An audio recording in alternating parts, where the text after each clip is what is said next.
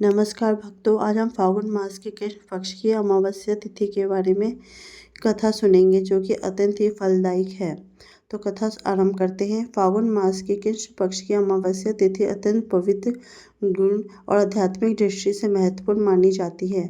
अमावस्या का अर्थ यह है कि रात्रि जब आकाश में चंद्रमा पूर्णतः अदृश्य होता है, यह अंधकार की रात्रि प्रतीत होती है।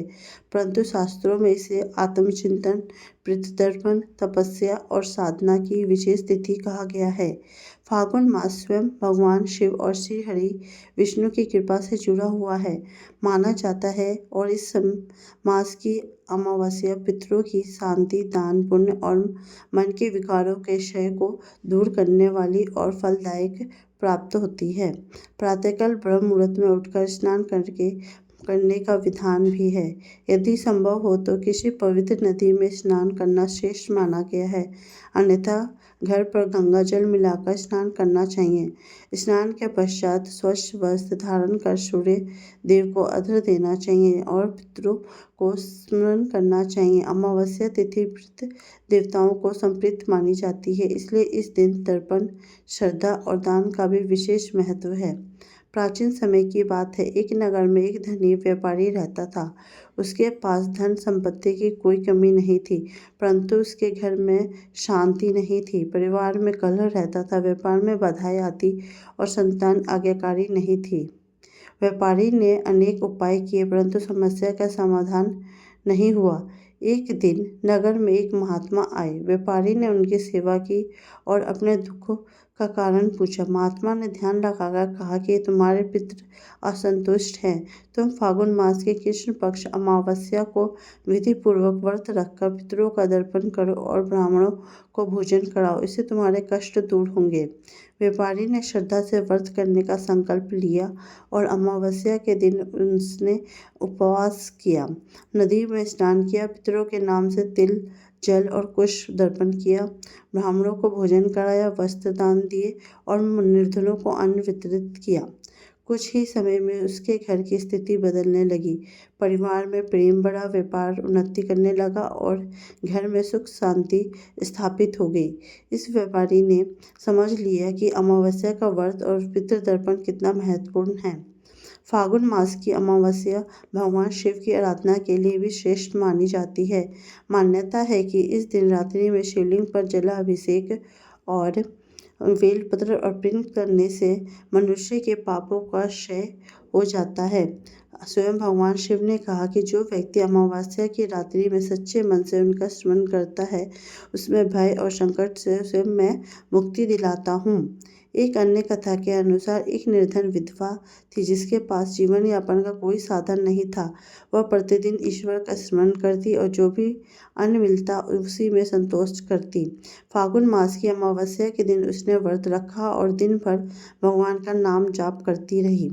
संध्या समय उसने अपने अल्प अन्न में से भी थोड़ा भाग निकाल रखकर एक भूखे साधु को दे दिया। वह साधु वास्तव में स्वयं श्री हरि विष्णु थे, जो उनकी परीक्षा लेने आए थे। उसकी भक्ति से प्रसन्न होकर उन्होंने उसे आशीर्वाद दिया कि उसके जीवन में कभी अन्न की कमी नहीं होगी। कुछ ही दिनों में उसकी स्थिति सुधर गई और उसे सम्मान पूर्वक जीवन यापन का साधन मिल गया।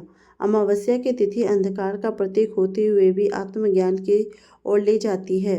यह दिन मन के भीतर छिपे अहंकार, लोभ और क्रोध को समाप्त करने का संदेश देता है।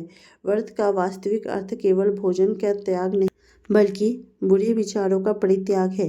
फाल्गुन मास की इस तिथि पर यदि व्यक्ति सच्चे मन से प्रार्थना करे तो उसके जीवन की नकारात्मकता शक्तियाँ शांत होती हैं। इस दिन पीपल के वृक्ष की पूजा करने का भी विधान है। पीपल को पितरों का वास माना जाता है।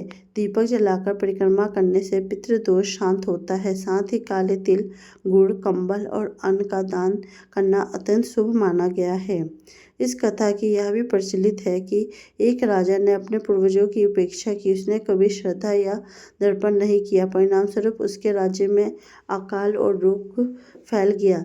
तब एक ऋषि ने उसे बताया कि तुम्हारे पितृ असंतुष्ट हैं। राजा ने फाल्गुन अमावस्या को व्रत रखा, यज्ञ किया, दर्पण किया और प्रजा में अन्न वस्त्र का दान दिया। शीघ्र ही राज्य में वर्षा हुई और समृद्धि लौट आई। इससे सिद्ध होता है कि पितरों का सम्मान करना आवश्यक है। फागुन मास का संबंध होली के पर्व से भी जुड़ा है। अमावस्या के बाद शुक्ल पक्ष में चंद्रमा का बढ़ना जीवन में आशा और प्रकाश के आगमन का संकेत देता है। अमावस्या की रात्रि हमें यह सिखाती है कि अंधकार के बाद ही प्रकाश आता है। व्रती को दिन भर संयम रखना चाहिए, झूठ, क्रोध और अपशब्द से दूर रहना चाहिए। संध्या समय दीपदान करना अत्यंत पुण्यकार्य माना गया है। किसी मंदिर में जाकर या घर पर ही भगवान का नाम, भजन, कीर्तन करना चाहिए। कहा जाता है कि जो व्यक्ति फागुन मास की कृष्ण पक्ष अमावस्या का व्रत श्रद्धा और नियम से करता है, उसके पुत्र प्रसन्न होते हैं, घर में सुख, शांति और समृद्धि लाते हैं और जीवन के कष्ट दूर होते हैं। यह व्रत मनुष्य को विनम्रता, कृतज्ञता और सेवा का भाव सिखाता है।